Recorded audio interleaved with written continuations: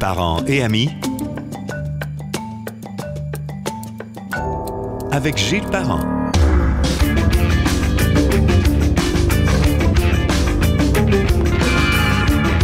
Bonjour et bienvenue sur Parents et amis, que l'on retrouve évidemment sur gilesparent.com, également sur Google Podcast, balado de Apple, sur YouTube et sur Spotify.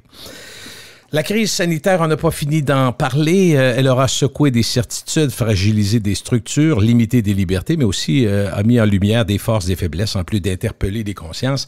On s'est beaucoup posé de questions, mais là, on est au sorti. On pense que c'est vrai cette fois-ci de cette crise sanitaire. Les répercussions se dessinent déjà, selon mon invité aujourd'hui, qui est conférencier, formateur international. Il vient d'ailleurs de mettre à jour son ouvrage très connu, Le choc des générations. Bonjour, Carole Alain, comment allez-vous? Très bien. Merci. Oui, en bonne forme. Il faut. Il faut. Hein. D'autant plus là, que c'est, je vous dirais, moi qui ai l'habitude de présenter en mode présentiel, là. Alors, je sens que ça va. Le beau temps, les bons moments, là, c'est. Vous voyez des éclaircies, là? Ça s'annonce bien, voilà. Merci. Avant la pandémie mondiale, je pense que jamais un événement n'avait frappé la planète entière sur chaque territoire en même temps. Donc, on vit quelque chose d'inusité, c'est déstabilisant, minimum. Oui, c'est... d'ailleurs, moi qui l'ai vécu depuis après les 2 dernières années, là, en mode virtuel, j'ai eu le plaisir d'aller à la rencontre de beaucoup d'entreprises et d'organisations, d'associations, d'institutions, là. Et évidemment, là, que le mot qui est ressorti, c'est beaucoup... C'est déstabilisant, effectivement, parce que, bon, vous savez, il n'y a pas que le télétravail là, qui est venu se joindre à tout ça, mais bon, évidemment, là, que les gens se sont... Écoutez, on croyait au départ que c'était pour durer peut-être 30, peut-être une quarantaine de jours, alors que finalement, on est encore là aujourd'hui, mais bon, c'est une réalité qui est vraiment... qui dépasse un peu l'entendement. Dès le départ, on a comme eu l'impression que le mot du jour, le mot mondial, c'était le mot peur. C'est un mot qui est très à la mode, peur de sa réputation, peur de perdre des acquis, peur de perdre sa job. Ça a été le mot peur, et peur de mourir, en fait, au début de la pandémie. C'est un mot qui est important dans notre vie, mais qui me semble, au départ, peut-être que ça s'est étiolé un peu au fil du temps, selon votre avis, peut-être, mais quand même, moi, je trouve que ça a été ça, au départ, qui nous a frappés. Quand on regarde les premières générations, que ce soit la génération silencieuse, là, celle qui est née entre 1925 et 1944, ou celle qui a suivi les baby boomers, là, 44, 45 et début des années 60, la peur, elle s'installait à l'époque davantage, puis aujourd'hui, par rapport au vieillissement et la mortalité. Ouais. Alors que là, les nouvelles générations ont comme eu l'impression de dire, mon Dieu... que ce soit la génération X, par exemple, au tournant des années 60, fin des années 70, ou la génération des milléniaux, communément appelée les Y, là, début des années 80, à la des années 90, là, au milieu des années 90. Oui. Et alors, ces nouvelles générations-là ont eu tendance à penser que, oui, mon Dieu, écoutez, on a l'impression qu'on est figé dans le temps. Est-ce qu'on va pouvoir reprendre? C'était la peur aussi de ne pas pouvoir reprendre leur activité. Mm-hmm. Quoi l'impact d'avoir sur la vie, sur la santé, l'isolement comme ça, en quelque sorte? Et une chose qui est assez rare, c'est de ne pas prendre des décisions, mais d'attendre qu'on nous dise ce qu'on doit faire. Et voilà. Tous en même temps. Effectivement. Alors, évidemment, on était un petit peu à la merci de... C'est sûr que peut-être encore là, pardon, est-ce que les premières générations ont été plus à même de vivre un peu ce mode, un peu vertical, en attente de recevoir des décisions qui nous viennent d'en haut, en quelque sorte. Et là, ça devient un petit peu c'était politique, le gouvernement. Les nouvelles générations, eux, sont plutôt assez revendicateurs, puis assez impliqués, en quelque sorte, dans une certaine action. Alors, vous imaginez que eux aussi se mettent en mode attendre, attendre de recevoir. Effectivement, là, c'était tout un choc, je dirais, pour l'ensemble des générations.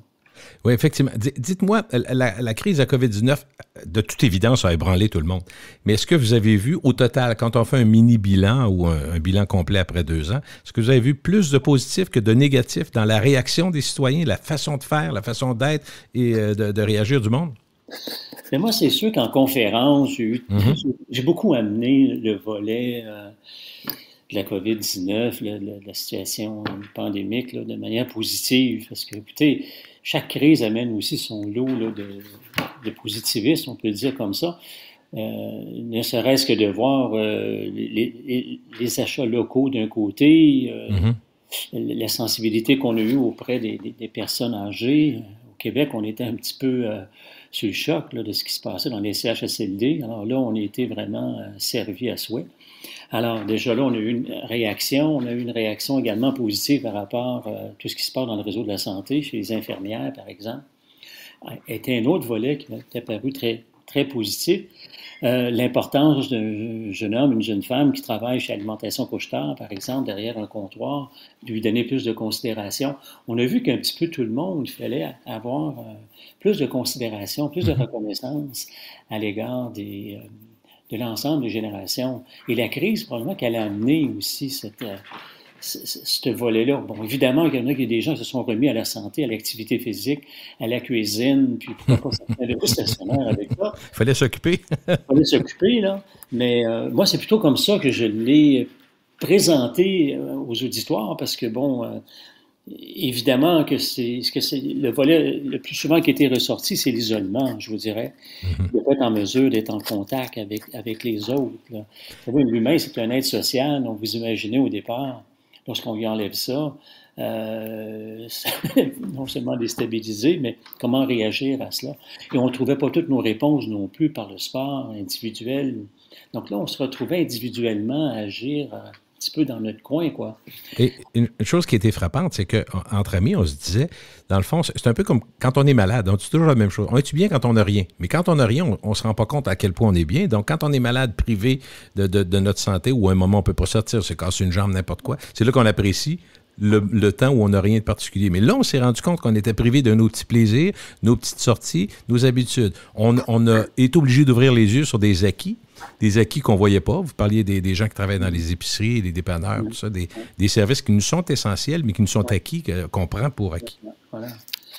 Donc là, les gens ont eu à faire une réflexion sur les habitudes, la routine, un peu en quelque sorte, et commencer à envisager d'aller plus d'un volet, de sortir d'une certaine zone de confort, si on peut le dire comme ça. Et ça a été assez magistral, intéressant aussi avec la COVID. Ça a permis à des gens de dire, mon Dieu, je vais devoir peut-être envisager de faire des choses différemment, autrement. Serait-ce que de parler, que de vivre un moment à travers un écran avec la famille ou, donc, évidemment qu'on a vu arriver le télétravail. Vous savez, les chiffres qu'on a en télétravail en ce moment, c'est les chiffres que nous avions prévus en 2030. Ah oui? Donc, c'est 10 ans. On a fait un bond de 10 ans, si on veut. Donc, il y a près de 600 millions au moment où on se parle, de gens qui sont derrière un écran. Je ne pense pas qu'il y aura un retour là, dans le futur en mode présentiel de manière aussi que ça l'était avant. Parce que ça plaît bien aux générations, aux nouvelles générations. Ils se sentent bien confortables aussi. Là. Donc, évidemment que ça a été une adaptation. Ça a amené les gens à dire, il va falloir que je sois plus créatif et créative à faire des choses différemment, à se mettre à faire de nouvelles choses aussi. Vous savez, et ça, je pense, ça a provoqué dans une certaine mesure. Vous savez, la routine, les habitudes, est-ce qu'on l'a plus chez les premières générations qu'on l'a chez les nouvelles? Une chose qui est alarmiste avec la COVID a été la sédentarité. On sait que les nouvelles générations, même avant la COVID, vous savez, l'ère numérique est une ère qui est sédentaire, qui et se passe assise, un peu allongée, si on peut dire comme ça. Et comme je travaille beaucoup en France également, moi, et dans d'autres pays, là, j'ai eu à présenter pour la Tunisie, par exemple, durant cette période-là, la Suisse, la France, et on se posait la même question. Donc, évidemment, ce facteur-là, il fallait commencer à y porter une réflexion importante. L'ère numérique qui amène la sédentarité, on l'avait bien avant. Mais les chiffres sont assez alarmistes par rapport durant la période de la COVID. Il y a moins de 5% d'adultes en France qui font d'activité physique suffisamment. Et c'est quoi suffisamment, à peu près une fois ou deux par semaine? À raison de plus ou moins trois fois par semaine. Et on a dû remettre en question le 10 000 pas durant la période de la COVID parce qu'on voit bien que marcher plus ou moins 5 km dans une journée, c'est à peu près, on peut presque plus penser que ça sera valable pour les nouvelles générations. Il y a des générations, par exemple, chez la génération Z, les 10-24 ans, on a trouvé beaucoup d'entre eux qui est tellement assis derrière un écran qu'ils ont à peine marché 1 kilomètre sur une période de 30 jours. Alors, donc, il fallait faire ces éléments-là nous amènent tout le monde à réagir. Tous les départements, particulièrement le ministère de la Santé, se sont dit, mon Dieu, il se passe quelque chose.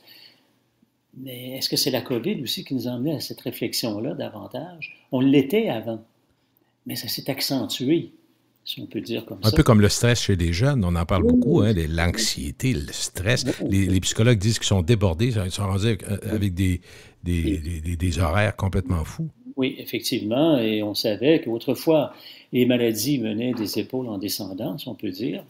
L'importance qu'il y avait un travail important qui s'est fait au niveau de l'ergonomie du travail autour à la fin des années 70, début des années 80, dont les baby boomers avaient manifesté à l'époque. On disait, mon Dieu, il faudrait revoir nos conditions de travail. Là, aujourd'hui, on voit que c'est la santé mentale qui est l'enjeu prioritaire, aussi bien dans les organisations, aussi bien dans les écoles, qu'on retrouve chez les jeunes. Alors, aujourd'hui, on est anxieux à 8, à 10, à 12 ans. Là. Bon, je ne l'ai jamais vu. Ça n'existait pas à l'époque, ce genre cette réalité. Autre élément qui nous fait réfléchir la COVID, c'est l'individu versus la collectivité. Oui.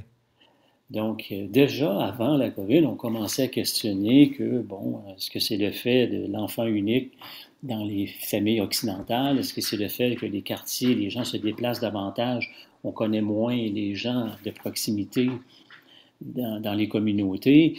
Là, on voit qu'il y a un élément qui va nous inviter à réfléchir encore plus dans les semaines, les mois, les années à venir. C'est comment faire pour renouer avec la collectivité. Oui. Et, moi, j'ai eu à travailler, à faire quelques présentations pour le bénévolat. Et on sait que où sont les jeunes pour participer dans ce secteur d'activité-là, comme bénévole. Donc, la COVID replace des éléments qui nous échappaient dans l'action quand ça va vite, puis qu'on ne s'occupe pas trop de ce... Ça fait réfléchir les parents aussi par rapport à leurs adolescentes à la maison, par rapport à l'activité. Il y en a qui ont trouvé qu'il y en a qui étaient présents. Tu sais, dans le fond, quand tu te retrouves, chacun a ses activités, puis là, que tu te retrouves presque 6 jours par semaine, tout le monde face à face, il y en a qui n'ont pas de l'habitude ou qui n'ont pas l'intérêt non plus. Ça a amené toutes sortes de discussions et d'adaptations rapides. Il y a quand même eu, dans le premier confinement, au mois d'avril, mai 2020, près de 10% de séparations, divorces, qui s'est produit là, au Québec, mais ça s'est produit aussi là, dans d'autres provinces et dans d'autres pays. Et le deuxième confinement qui s'est fait autour de septembre 2020 également, il y a eu un autre 10% qui s'est ajouté. Alors évidemment, c'est attribuable en partie du fait d'être en face l'un de l'autre. Que ce soit un homme, une femme, 2 hommes, 2 femmes, on voit bien que cette réalité-là nous amène à une réflexion importante. La plupart des gens passent une durée, lorsqu'ils travaillent, lorsqu'ils sont en santé, ont peut-être l'habitude de se retrouver 40 heures de plus par semaine en face de l'autre, si on veut. Alors là, ils se sont dit, mon Dieu, qu'est-ce qu'on fait avec ça? Et ça a créé des tensions, d'ailleurs. Et on voit les statistiques nous donnent des éléments intéressants là, à réfléchir sur cette question-là. Oui. À dire, mon Dieu, qu'est-ce qui se passe? Et là, le télétravail aussi va emmener la même...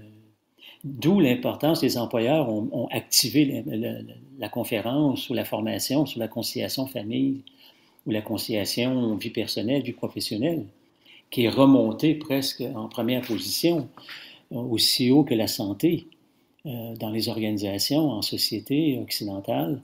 On a vu que toutes les entreprises ont dit, mon Dieu, il faut faire ce qu'il faut pour...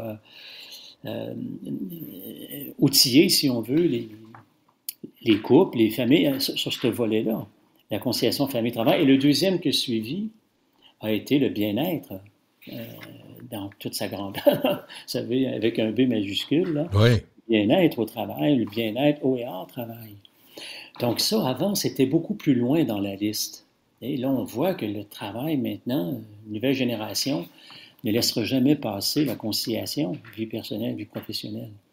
Voyez-vous, vous qui travaillez comme avec les entreprises de partout dans le monde, souvent, je suis persuadé que les propriétaires ou les gestionnaires vous disent hey, on ne peut pas faire des changements de cette nature-là, les gens ne sont pas prêts à ça, si on fait des changements trop drastiques. Mais là, finalement, la pandémie nous a forcé tout le monde, stop, à tout arrêter, puis les changements se sont imposés. Donc, au terme historique, sociologique, c'est tout à fait fabuleux et fascinant ce qu'on nous a forcé à faire. Ça nous a forcé à ce que l'entreprise doit regarder, observer maintenant un collaborateur, un salarié, un employé dans sa globalité. Donc, il ne peut plus faire abstraction de l'observer au et en travail. Il doit l'accompagner à ces niveaux-là. Donc, on va voir arriver de plus en plus la formation aussi bien sur l'estime de soi maintenant, que sur la conciliation vie personnelle, professionnelle, que sur la confiance en soi, qui avant n'existait pas. Elle existait à peine avant la pandémie, il y avait quelques soucis.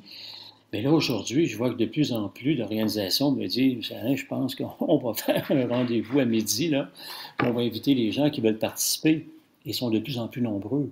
Donc, on voit que l'entreprise, les organisations, même au public, ils doivent se positionner à dire il faut accompagner notre monde de façon plus globale. Donc, c'est plus une question de mettre juste un gym dans une entreprise maintenant. On va garder notre monde en santé. On a corrigé beaucoup de choses. Hein? On a corrigé l'alimentation dans les organisations. On a eu, moi je vous dirais qu'on est en montée dans le sens que je pense que les gens peuvent bien s'outiller aussi. Les organisations sont assez alertes également. Mais là, aujourd'hui, les nouvelles générations sont régies par les émotions. Oui. Autrefois, on était régis par la raison. On était dans un mode assez vertical de fonctionnement. Avec des processus, des structures, un chef, un directeur, un président. La hiérarchie, hein? Une hiérarchie, effectivement. Et aujourd'hui, les nouvelles générations, eux, s'inscrivent dans un mode plus transversal, en réseau. Vous savez, où le bien-être, la conciliation devient de plus en plus des moteurs importants, des vecteurs d'action pour eux.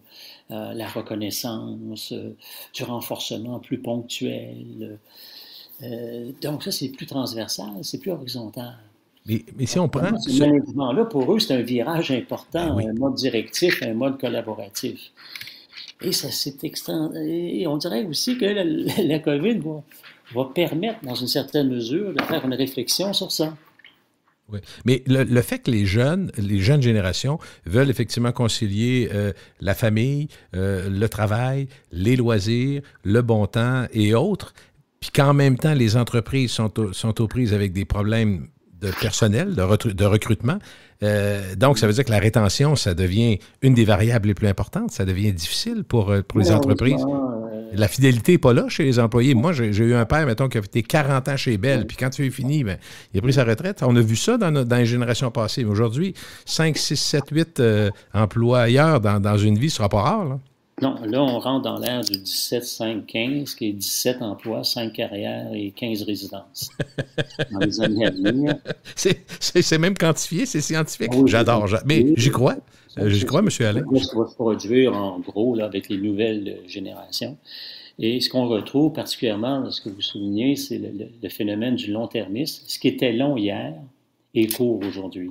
Oui. On est entré dans l'ère du court-termisme. Je présentais ce matin, moi, à Paris, là, de Montréal, en mode virtuel, et c'était le long fait face au court. OK.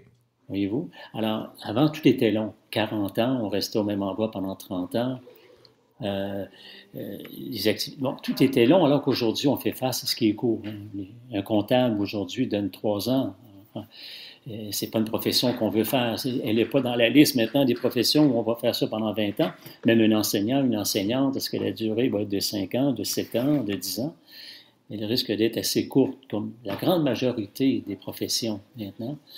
Elle est questionnée très rapidement parce que le travail est dans l'ère de l'aventure, est dans l'ère on veut se divertir. Et c'est ça qui s'inscrit dans les nouvelles générations.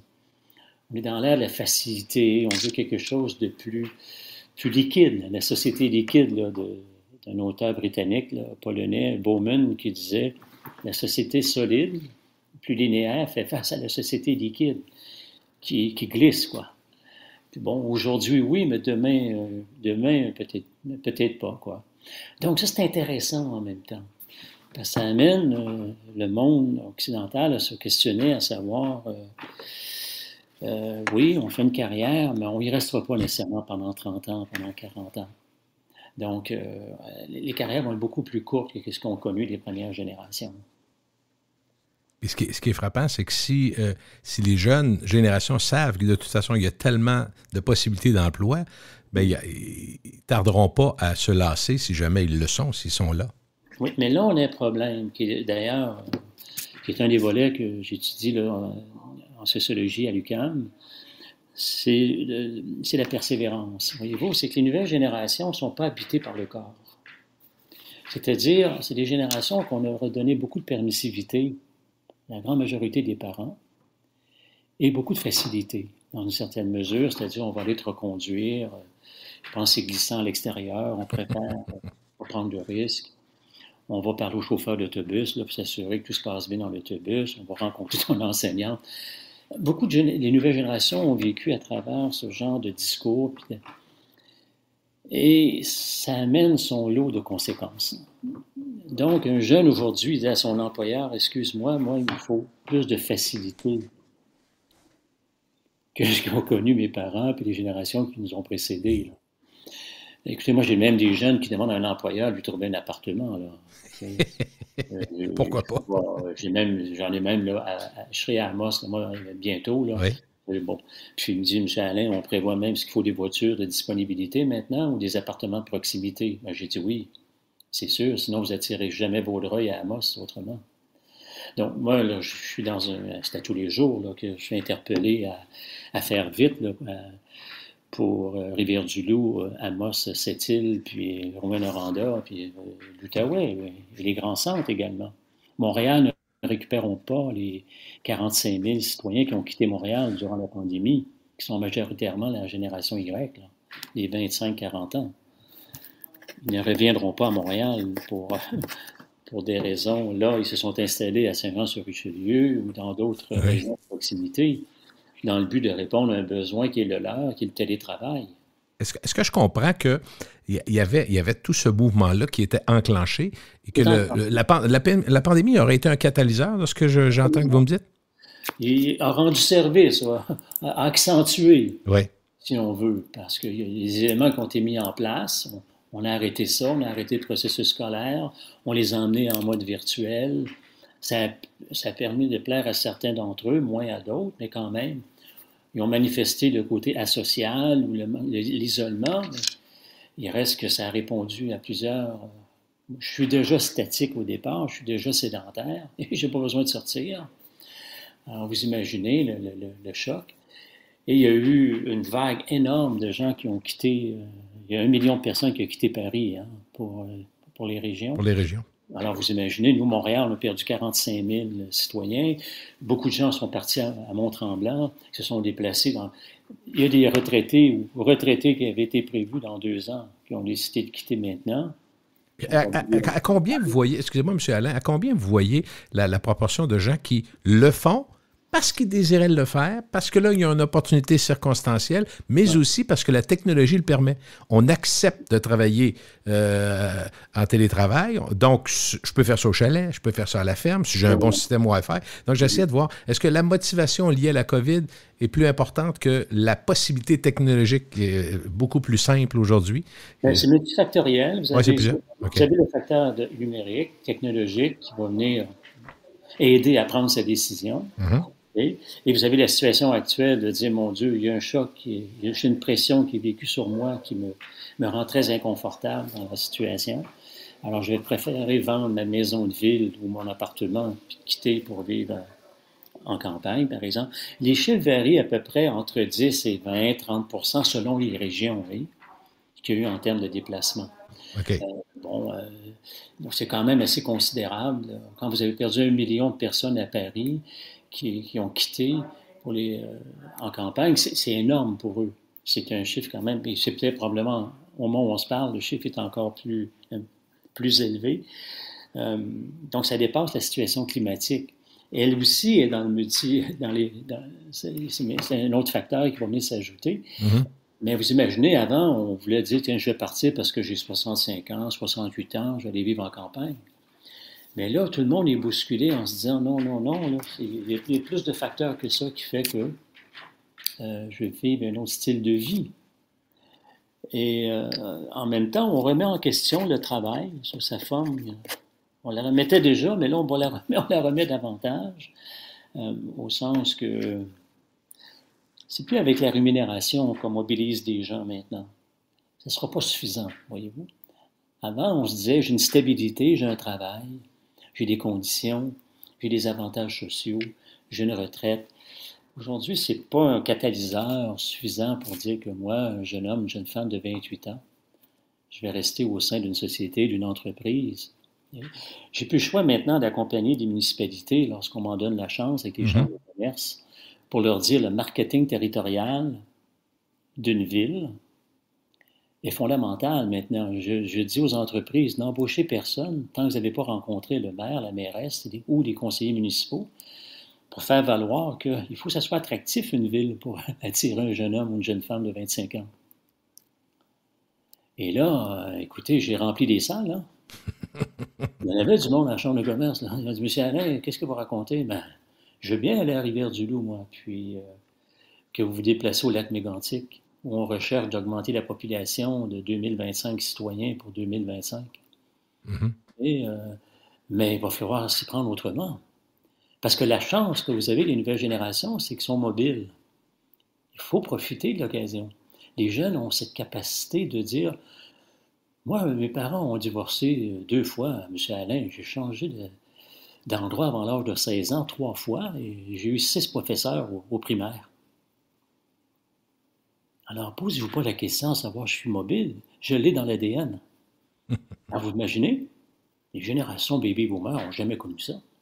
Donc, les jeunes, il faut profiter du fait de dire, c'est pour ça que je maximise les régions aussi pour dire, soyez bons, soyez très bons, parce que les jeunes, on a besoin, il faut que ça soit attractif de les attirer chez vous. Alors, si vous me posez la question, est-ce que le Mont-Tremblant, l'Outaouais est suffisamment attractif comme région pour attirer? Il faut ajuster des éléments pour attirer les nouvelles générations, parce qu'elles sont au départ très sédentaires. Donc, est-ce que d'une génération à l'autre, selon ce que vous observez, il y a toujours des progrès? Est-ce qu'on progresse si on part, mettons, des baby-boomers, puis on avance on progresse toujours en fonction de la révolution qui est en place. OK. Les baby-boomers ont eu la révolution industrielle, ouais. divisée en 2. La révolution qui était la première partie qui était lourde parce qu'elle était très physique, et ensuite il y a eu la révolution industrielle mécanisée, là. Mais avant celle-ci, il y a eu la révolution agraire, ou l'agriculture, dont la première génération a connu.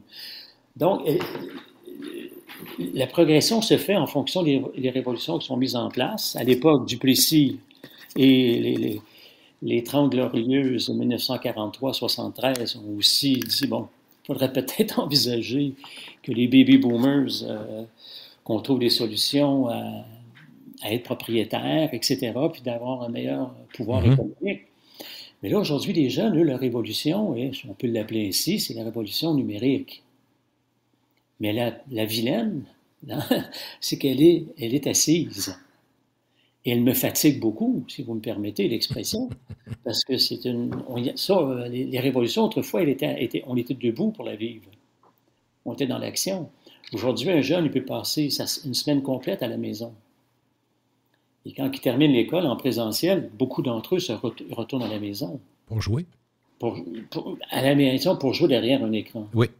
Alors, moi, c'est sûr que la GAFAM, qui est le Google, Apple, Facebook, Amazon, Microsoft, ce sont des joueurs qui vivent en parallèle avec moi. Je dois surveiller continuellement les enjeux que représentent ces 5 entités, en quelque sorte. Et en Chine, on les appelle les Tencent, puis on leur donne d'autres. Mais il faut vraiment observer la rapidité. Puis j'observe beaucoup ce que les gouvernements investissent dans les technologies. Vous l'avez vu durant la COVID, ils sont allés à fond. Hein? Les dépenses. On met beaucoup de sous dans les technos en ce moment. Ils sont toujours sur les pages couvertures des journaux, là. Sauf qu'il faut comprendre que, OK, ça va.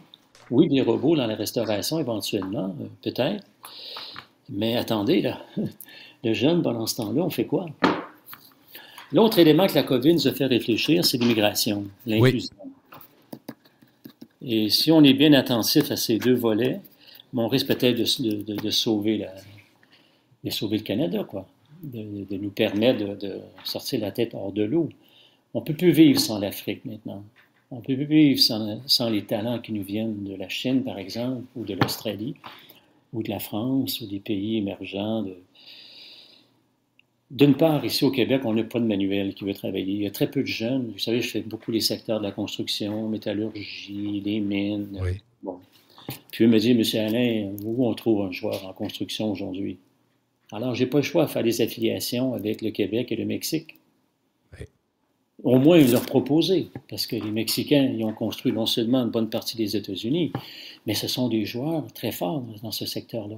Tout comme on avait les Polonais et les Portugais qui étaient forts dans le béton et le bitume, et il fallait faire appel à leur talent.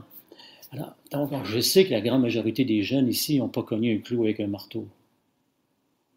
Alors, moi, il faut que je fasse vite, là. Et ça, vous ne l'entendez pas, ça, ces notions-là, dans les journaux. Et les parents qui vont écouter Le podcast. le podcast, ils doivent comprendre qu'il y a un prêt payé de garder un enfant assis sur une chaise. Ils sont très choqués, les parents. J'ai un immense dossier, moi, en France. Oui. L'appel national, qui est l'Association des parents d'élèves catholiques, qui représente jusqu'à l'île de la Réunion, incluant les Caraïbes. Et j'ai fait beaucoup d'interventions pour Appel national. Et les parents, ils me donnent l'autorisation de leur dire, je m'excuse, mais on a délaissé l'éducation pour la séducation. La plupart des jeunes ont été séduits. Okay. Alors, ça amène un choc pour nous. Je veux bien, là, mais Hydro-Québec à Baie James, je fais quoi, là, moi? Puis métallurgie là, à Bécancour. Là. Donc, ces secteurs-là, il faut être alerte.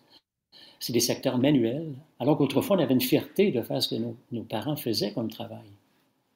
Et en plus, le double problème, c'est qu'on n'a pas de relève ici. On fait pas beaucoup On n'a pas de relève ici. On fait pas de bébés, on fait pas d'enfants. Donc, puis en plus, si on veut pas faire ça, mais qu'on doit le faire, quelqu'un doit le faire. Donc, si c'est pas nous, il faut que ce soit quelqu'un. Nous, et on le voit pour les producteurs maraîchers, les producteurs agricoles. Tous les étés, ils disent c'est aussi simple que ramasser les fraises, ramasser les fruits et légumes. Les Québécois ne veulent pas faire ça.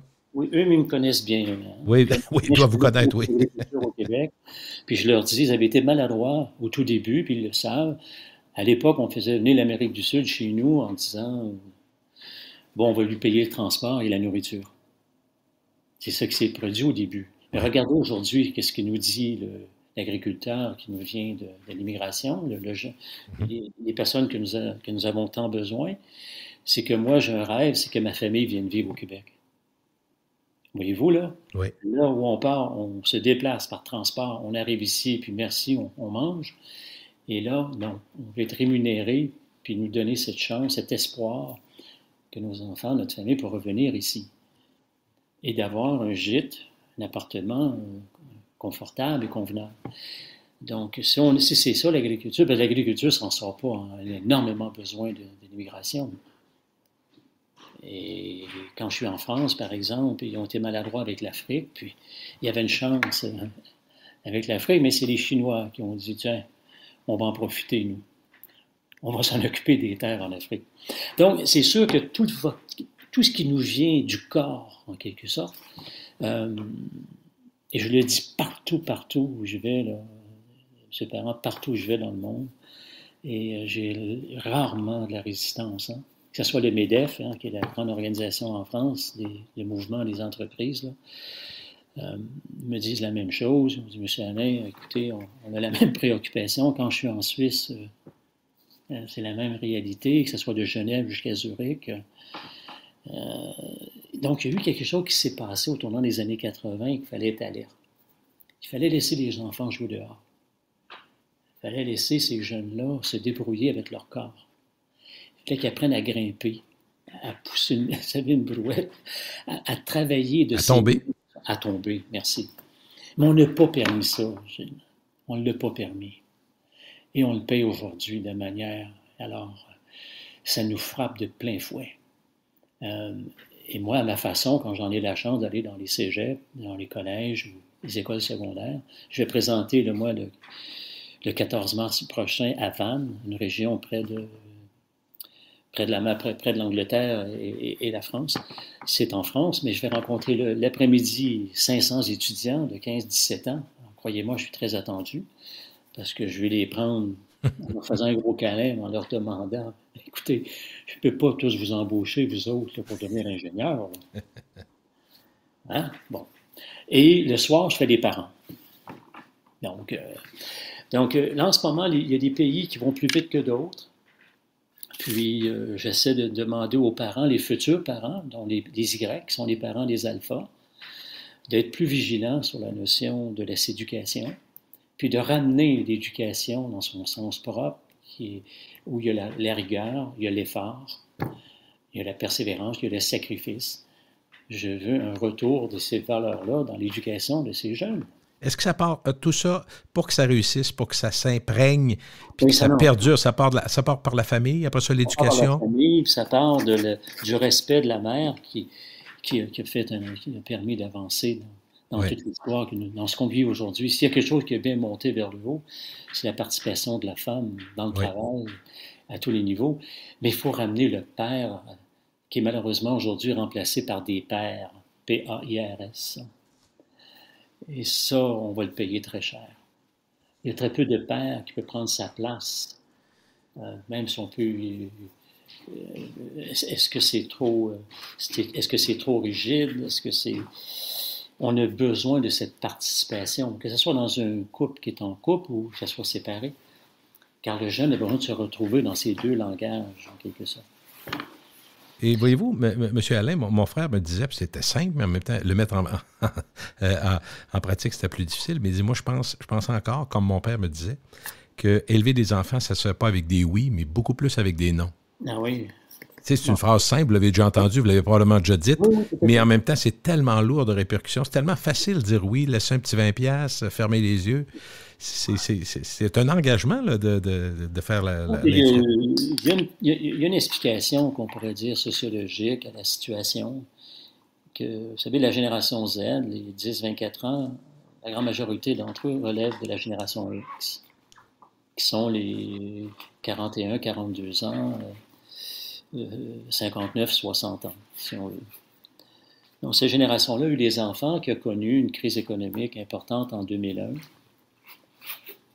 En 2008, puis en 2001, les taux New York. Ce qui a amené comme réflexe, la particularité aussi, c'est l'hyperprotection. C'est que les jeunes ont été hyper protégés dans une certaine mesure. Donc, ça devient difficile pour un professeur de prendre sa place dans une classe en compagnie de ces nouvelles générations-là. C'est ce qui fait qu'on remet aussi en question sa vocation, sa profession. Ça devient plus complexe aujourd'hui d'affronter, ou si on peut employer ce thème-là, les parents pour dire, écoutez, nous, on est complémentaires à ce que vous faites. Et les jeunes aujourd'hui, bien, j'ai les employeurs qui me disent la même chose. En ce moment, sur 10 employés qu'on a, on veut en garder à peu près 5. Pas plus que ça? Pas plus que ça. Que ce soit la fonction publique fédérale, provinciale.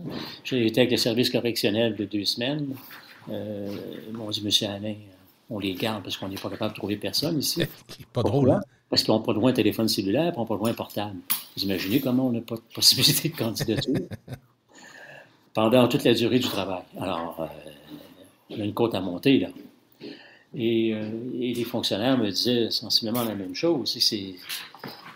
Donc, ces milieux-là vivent à travers cette réalité. Mais en même temps, qu'on a ça, tant qu'à additionner des problèmes ou des problématiques, il y a les médias sociaux qui sont omniprésents, on en a parlé un petit peu, mais qui ont validé beaucoup l'importance d'être apprécié, d'être aimé. En termes Facebook, on pourrait dire d'être liké, de se sentir dans la gang.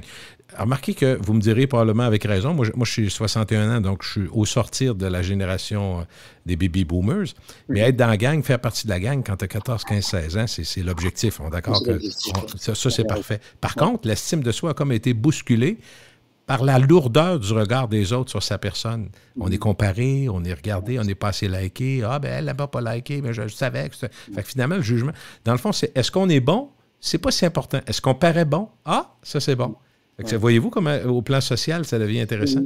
Les médias sociaux sont régis, l'estime de soi aujourd'hui est régie par comment composer avec le regard de l'autre, porté sur soi. Oui. Alors, peut-être le répéter, c'est tellement important pour les parents qui écoutent, là, ou les amis, là, qui écoutent. L'estime de soi est régie par comment composer avec le regard de l'autre, hein, qui est porté sur nous. Alors, vous imaginez comment que les réseaux sociaux, plaire à quelqu'un, c'est une des raisons d'ailleurs où l'anxiété est plus sévère qu'elle l'était à une époque, c'est que les jeunes ont besoin de plaire maintenant. On a besoin d'un nombre important d'amis, si on veut.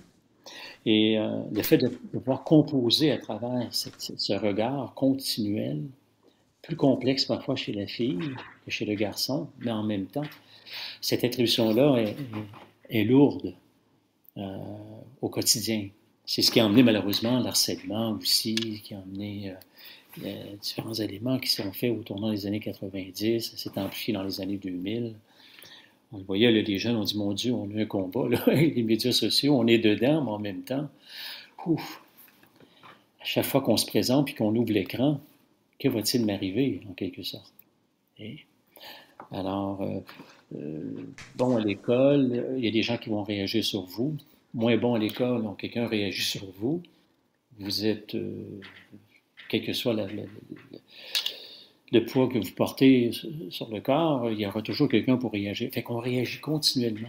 Fait qu'à quel moment qu'on finit par être accepté, c'est un processus qui se vit pas, c'est pas tout en douceur, si on veut. Mais je reviens quelques instants parce que c'est quand même la trame de fond de notre discussion, la pandémie qui a été un accélérateur, mais je regardais, je parlais avec ma conjointe des événements, entre autres d'Ottawa, la caravane du changement ou de l'objection au Canada, puis on se disait, c'est quand même assez fou de penser, par exemple, je donne un exemple, mais en même temps, nous, on élit un gouvernement, par exemple, au Québec, qui est la CAQ présentement, M. Legault, qu'on a beaucoup vu pendant la pandémie, et qui doit donc nous représenter parce que la démocratie s'est faite comme ça. Et là, on arrive avec quelqu'un qui s'appelle Rambo, pour ne pas le nommer, qui prend la parole, mais qui ne vient pas comme chef syndical, qui ne vient pas comme syndicaliste, dire, écoutez, nous autres, les travailleurs, on veut des meilleurs horaires. On a vu ça de tout temps, les Laberge et autres, dans les années 70. Donc, travailler, mais c'est plus ça, là. Il s'installe au micro et il dit, là, le gouvernement, il faut qu'il nous écoute, on ne veut plus de mesures sanitaires, c'est fini. Mais ça, dans le fond, quand on y pense, parce que là, on voit le show et tout ça, mais finalement, il est en train de faire comme s'il était un membre du gouvernement. Lui, il dit, là, il faut que ça arrête, sinon ça ne marchera pas. Ouais. Il n'y a rien de démocratique là-dedans, mais on est rendu là comme s'il n'y avait plus de règles. Tout le monde prend le micro. En fait, tout le monde prend le crayon sur le web, sur Facebook, sur Twitter, sur tout. Et là, on est rendu avec des manifestations où on se dit, non, c'est pas juste pour nos travailleurs. On veut que la société change, puis on veut que...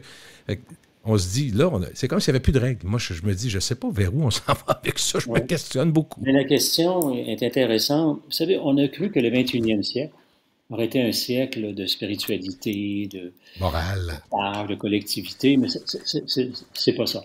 Le 21e siècle, c'est un siècle de colère. Et ce qui est régi par les complotistes ou les gens qui sont et avec, vous savez, pour avoir eu l'occasion d'en rencontrer également, là, et dont je suis sympathique aussi, je suis très à l'écoute, la colère qui était bien avant la pandémie, vous imaginez comment la pandémie a mieux renforcer cette situation-là. Donc les gens sont beaucoup plus colériques, voyez-vous, d'une situation qu'ils vivent au quotidien. Ne pas avoir accès à quelque chose ou d'atteindre un certain objectif dans sa vie personnelle, cette façon de ne pas être capable de vivre rien dans la durée, en couple, comme dans son milieu de travail, ou etc., peut emmener toujours des individus à agir en société. Et on peut être suffisant à retrouver des milliers de personnes qui vont être autour de ça, de ce combat-là, en termes de 10 000, de 20 000, ou de 100 000, ou de 300 000. Et les chiffres sont assez... on en retrouve aussi en Europe qu'on en a ici. Là. Ben oui. Donc, évidemment, ils vont représenter... On a vu que M. Trump, par exemple, jamais personne n'aurait pensé que M. Trump serait un président des États-Unis, quand même. Donc, qui était derrière ça? On a bien compris qu'ils étaient nombreux, bien organisés. On est en colère. Il y a plein de choses qu'on n'aime pas, puis il faut que ça change. Ouais. Alors, ça, je pense, je vous dirais que c'est dans un élément avec lequel on va devoir continuer à être vigilant, si on peut le dire comme ça, mais il va probablement aussi permettre cette colère-là d'emmener quelque chose de positif. Et c'est comme ça que aussi, j'espère en tout cas que tout ce qui est amené par la colère qui s'est produite à Ottawa, par exemple, au Parlement, ou celle qui est arrivée à Québec, toutes ces revendications-là, qu'est-ce qu'on peut faire avec ça dans le quotidien? De créer le moins possible de, des gens riches, puis cette pauvreté, puis du genre du sang, ça fait longtemps qu'on en parle. La colère est arrivée aussi en se disant, mais je pense que le capitalisme a peut-être atteint un point de non-retour. On a peut-être essoufflé avec ça. Qu'est-ce qu'on pourrait faire d'autre pour permettre d'apporter des ajustements, puis que les familles moins nanties soient en mesure aussi d'avoir une vie plus convenable? Alors, dans le fond, ce que vous dites, c'est qu'il faut comprendre. Il faut comprendre, au-delà des mots et des actions, qu'est-ce que cela représente. Oui, parce qu'eux le font avec leur langage. Oui. Un petit peu acide, on se dit, mon Dieu, ça, je ne le dirais pas comme ça, mais j'ai beaucoup de respect parce qu'ils vont probablement faire avancer les choses aussi, dans une certaine mesure. Ils nous invitent à réfléchir, le gouvernement, M. Legault, ses ministres, les entreprises, les organisations. C'est une façon de dire, attendez, là, aussi fort que les syndicats ont fait avancer beaucoup le travail. Beaucoup. Aujourd'hui, puis hier, vous savez, au tournant des années 60-70, les syndicats. Non, c'était un petit peu ces éléments-là mis ensemble, mais si ça peut se faire dans le respect, à savoir, mais attendez, est-ce que ça respecte la collectivité, par exemple? Et c'est là que c'est devenu complexe, la situation. Oui. C'est la non-vaccination a amené des gens à dire, mais moi, vous me mettez peut-être en danger. Que l'individu revendique des choses, c'est intéressant. Si ça peut permettre, ça se fait dans une ambiance conviviale. Mais là, quand ça touche son enfant, sa fille, qui va à l'école, puis il y a 12 ans, là, ça a rendu la situation qui amène... Parfois des tensions, en tout cas. Mais en terminant, M. Alain, pour cet entretien-là, que je trouve tout à fait pertinent, si on veut être positif, parce que je ne pense pas qu'on est négatif, mais il y a quand même beaucoup de problématiques, là, puis de changements qui sont en cours, qui peuvent être positifs, mais qui devront être suivis. Je vous poserais une question qui amènerait ce point positif-là. Est-ce que vous êtes surpris, comme moi, de voir qu'il y a eu une grande majorité de gens qui ont été privés de liberté, de plaisir, de la vie, mais qui ont essentiellement suivi le plan de match depuis 2 ans? Moi, ça m'a renversé. Si on m'avait demandé ça il y a 20 ans, 25 ans, à un moment donné, il va y avoir une pandémie, on va nous mettre des couvre-feux, on va tout arrêter, on va arrêter le sport, on va fermer l'école, on va fermer les commerces, on va tout faire ça, puis les gens vont écouter, j'aurais dit, va prendre une autre gorgée. Je l'aurais pas cru. Mais si vous le regardez sur le plan psychique, oui. Au moment qu'une personne est atteinte dans sa santé physique, mentale, etc., elle risque de dire oui au projet qui lui est présenté. Dans ce cas-ci, c'était la vaccination. Oui. C'est ce phénomène-là qui a amené la grande majorité des gens à dire « Oh, attention, je vais reviser mon voyage en croisière, même si ça s'est arrêté, ou le voyage, beaucoup d'entre eux se sont dit « Il y a un danger de santé, il y a un danger de vie, de mort. » C'est sûr que là, vous avez eu une participation beaucoup plus élevée mais vous n'aurez pas autant de gens qui vont avoir de dire, tiens, on arrête et on réfléchit par rapport à la situation climatique parce qu'elle n'est pas assez observable pour le moment. Non, je comprends. Si vous faites un parallèle entre les deux, même si les deux sont très, très, très... urgents, d'une certaine façon. D'une certaine façon. Mais les gens vont entendre beaucoup plus sur la situation climatique, qui vont entendre sur une situation qui se vit au quotidien, qu'il n'y a presque pas une famille au Québec qui n'a pas vécu la COVID. Ah ben oui, c'est une évidence. Et c'était la même chose en Europe.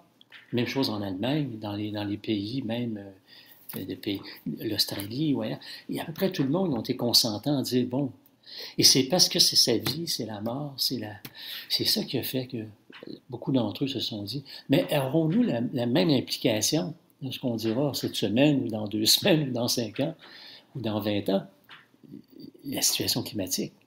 Est-ce qu'on va réagir aussi en se disant, bon là, il faut tout arrêter, là? Ça, j'en doute. Par contre, j'ai l'impression que les oreilles sont plus grandes qu'avant. J'ai l'impression qu'il y a tellement de phénomènes qui se multiplient. Je sais que la jeune génération en est très consciente. Mais en parler, est-ce qu'on fait ce qu'il faut pour stopper ça? Je ne sais pas. Je suis d'accord que l'urgence nous semble... C'est pas un U à la puissance 10, là. Non. Non. C'est sûr que c'est toujours encore l'économie qui a le pouvoir. Ils vont dire, bon, écoutez, oui, on est prêt à avoir des modèles de voitures électriques. oui, on va revoir si, ces facteurs-là qui nous obligent à faire une réflexion, l'essence qui circule, le nombre d'avions qui circulent dans les airs. Mais c'est intéressant parce que moi, j'ai déjà des données avec les nouvelles, avec les alphas. Oui. Est-ce qu'il y aura encore on me pose des questions, les bateaux de croisière demain, là, c'est très bientôt. Là. Est-ce que c'est encore très fonctionnel dans quelques années?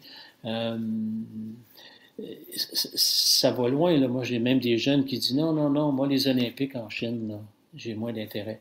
Je vous donne un exemple où j'ai un petit dossier, là, c'est le foot, le soccer en Europe, où le mandat aura lieu, les prochains championnats du monde auront lieu à Dubaï.